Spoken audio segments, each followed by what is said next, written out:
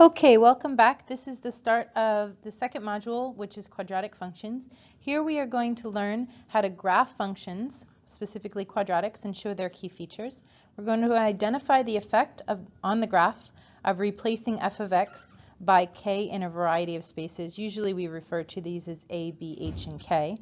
We're also going to compare properties of two functions, each represented in a different way. So we could have a equation and then a graph of a different function and compare them. So quadratic functions in general, here are the four main parts. So you have your y-intercepts here, you have your x-intercepts here. We have a line of symmetry. If that line of symmetry is on the y-axis, then that quadratic is an even quadratic function. And then the vertex we have right down here. Okay, so in general, a quadratic function is a U-shaped graph that is symmetric about a vertical axis we call the axis of symmetry. The graph does have a vertex, which will be either the absolute maximum or absolute minimum of the function. So what key features are we going to talk about? First, we're going to talk about the axis of symmetry and the vertex. We are also going to, of course, talk about intercepts, end behavior, the extrema, and the intervals where the function is increasing, decreasing, positive, or negative. Okay, so in general, if we remember from our function transformations, we can apply those exact same concepts to quadratic transformations. So h is still going to be the horizontal translation left to right, and k is going to be the vertical translation up and down. A will be our vertical reflection, so let's make sure that's correct. Our vertical reflection, up or down. And it also is our dilation. So if A is greater than 1, the graph is vertically stretched. If A is between 0 and 1, the graph is compressed vertically.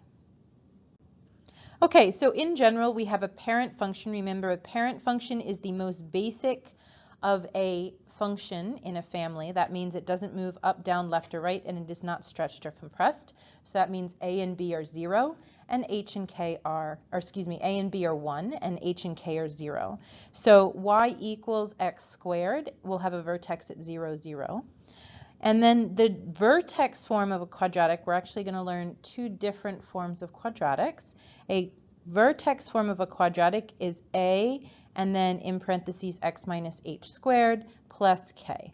So in general, the vertex happens at hk, and the axis of symmetry happens at x equals h, because the axis of symmetry always goes through the vertex at that x value. Okay, so let's try to graph one. First thing we're going to do is find the vertex. Remember, the vertex is hk. So we know here, since it's x minus 3, that h must be 3, and k is 2, so the vertex is at 3, 2. And we go ahead and put that in our xy table, so we know when x is 3, y must be 2. And 3 minus 3 is 0, plus 2 is 2. And so then I'm going to pick a value to the left and to the right of 3, very much like how we did absolute value. So I'm going to pick 2 and 4. So if I put 2 into my equation, I know that 2 minus 3 is negative 1, squared is 1, plus 2 is 3. And then if I put 4 in, 4 minus 3 is 1, squared is 1, plus 2 is 3. Okay, so where is our axis of symmetry? We know our axis of symmetry goes through our x value of our vertex. Remember, our axis of symmetry is a vertical line, so it'll be in the form x equals h. So the axis of symmetry is x equals 3. And we can go ahead and graph those right away. So we have 3, 2.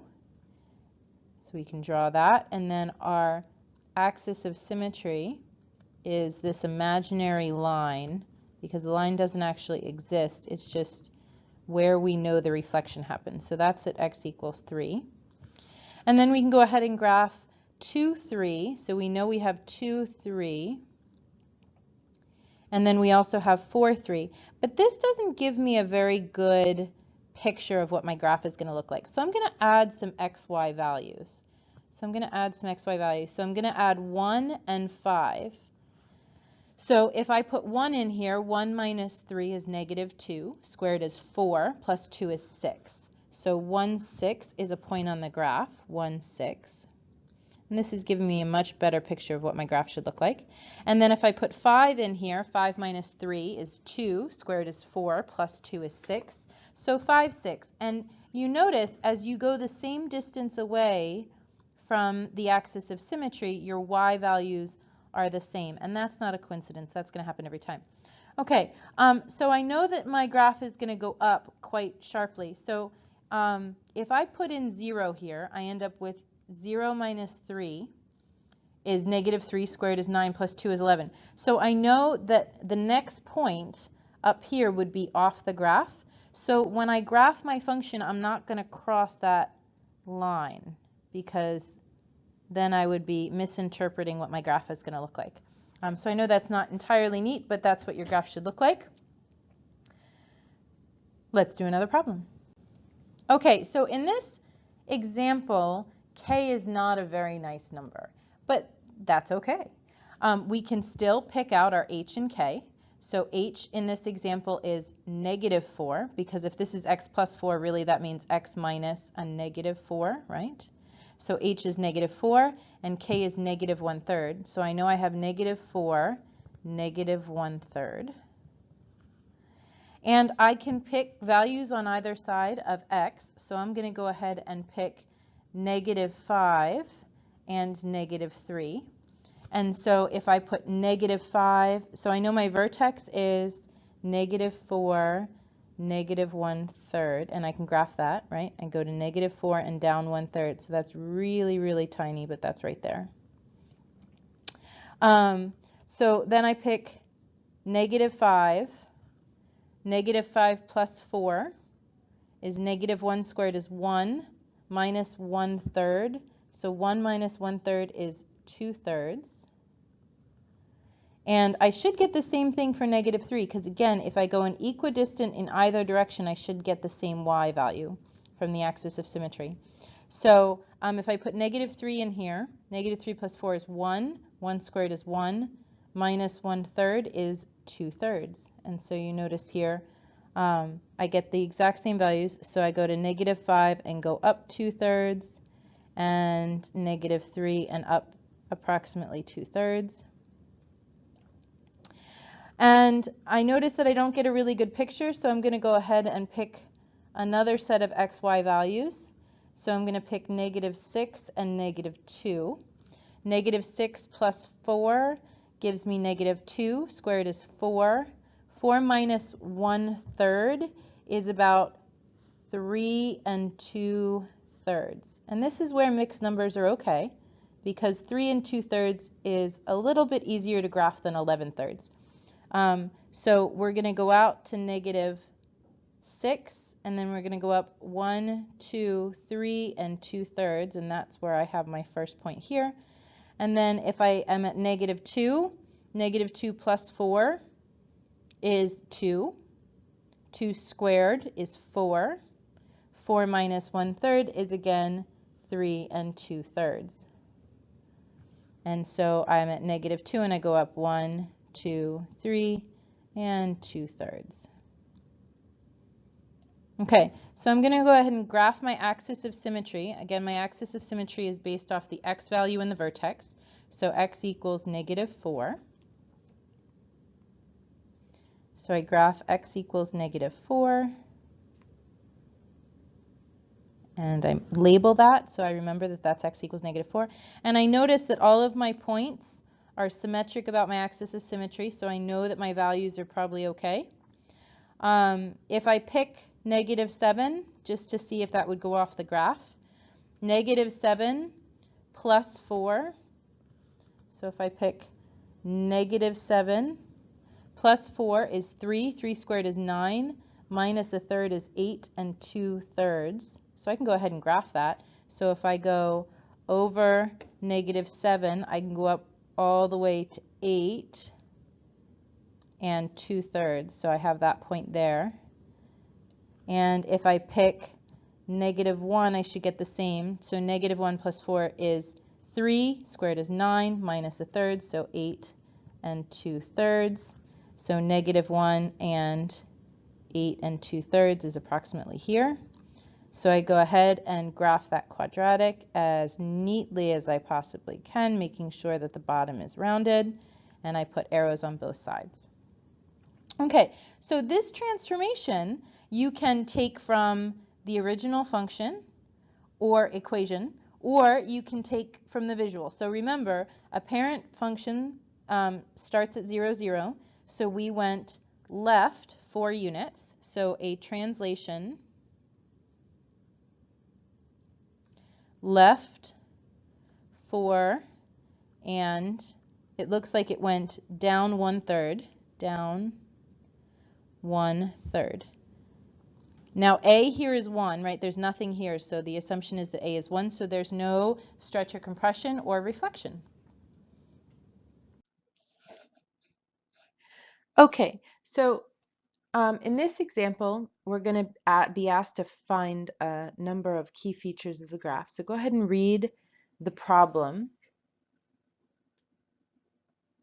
Okay, so we notice here that it's already in vertex form. So if it's x minus h, then h must be negative, or 1/2, excuse me, and k must be 4. So our vertex must be 1/2, 4, and we can graph that at 1/2, 4. And then we know the axis of symmetry is going to be the x value here, so x equals 1/2, and we can go ahead and graph that as accurately as possible.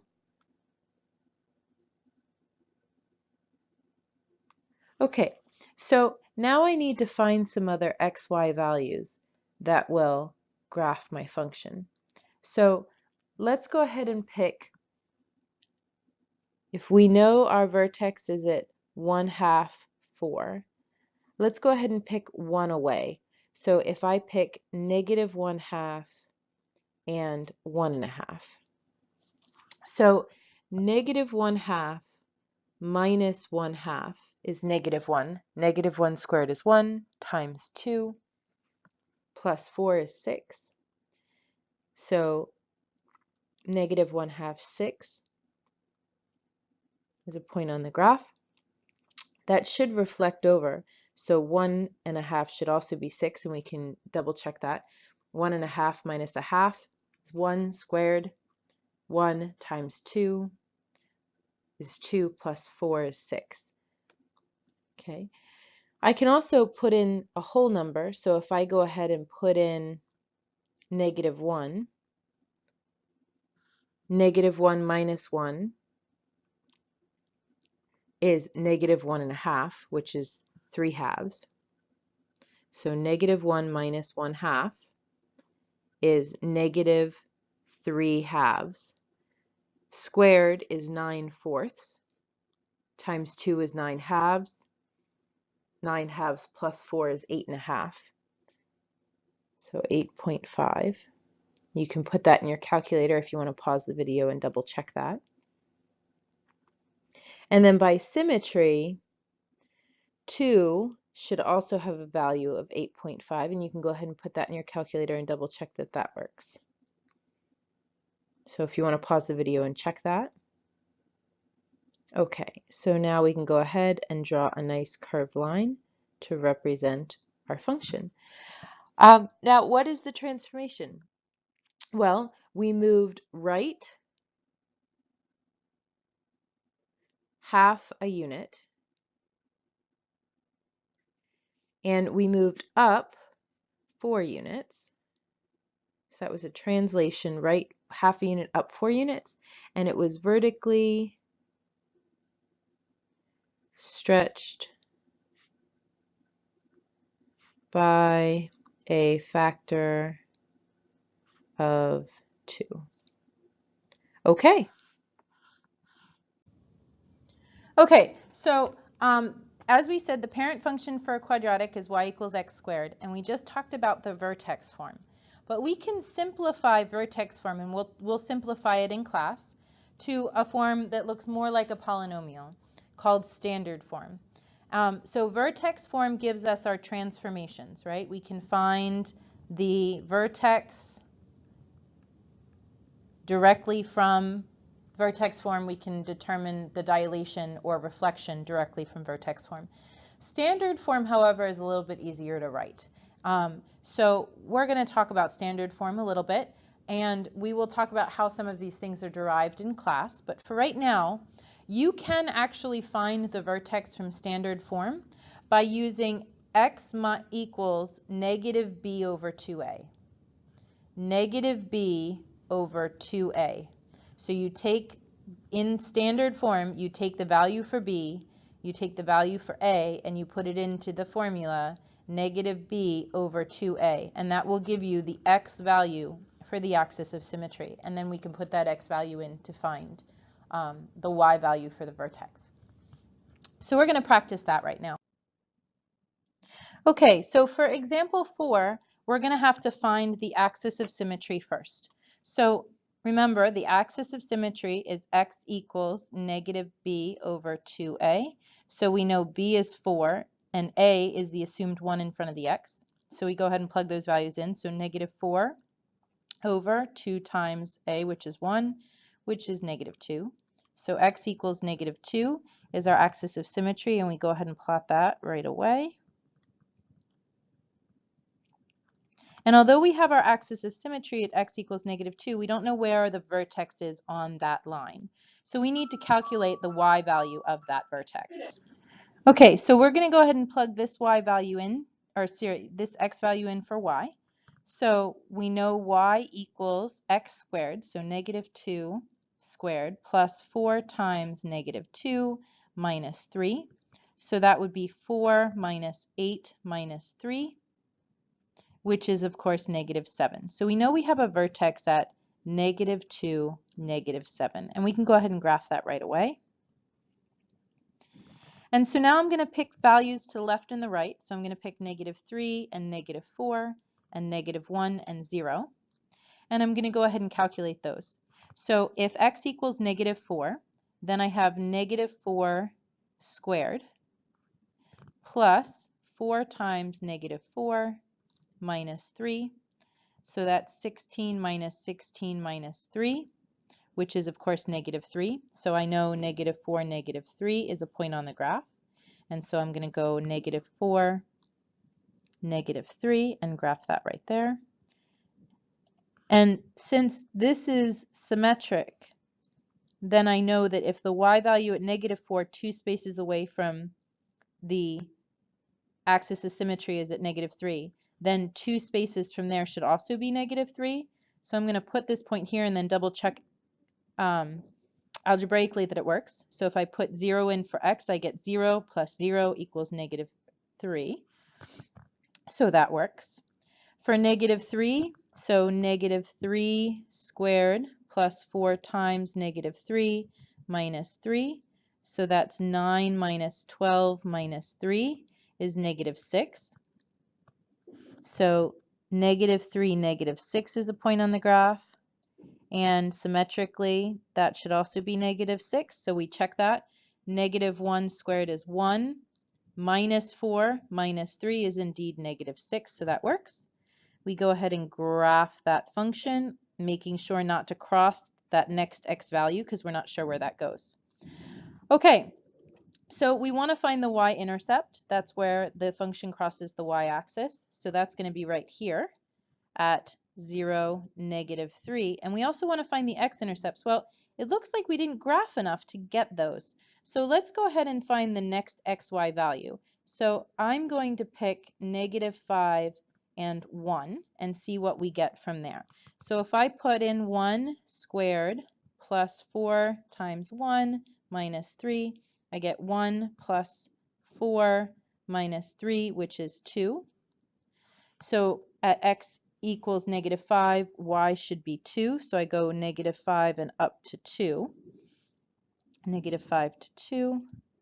And symmetrically, 1, 2, 3, 1, 2, 3, 1 should also be at 2. And I can check that algebraically. 2 squared is 4 plus 8 minus 3. And of course, then that's also, 1 squared is 1 plus 4 minus 3 is also 2.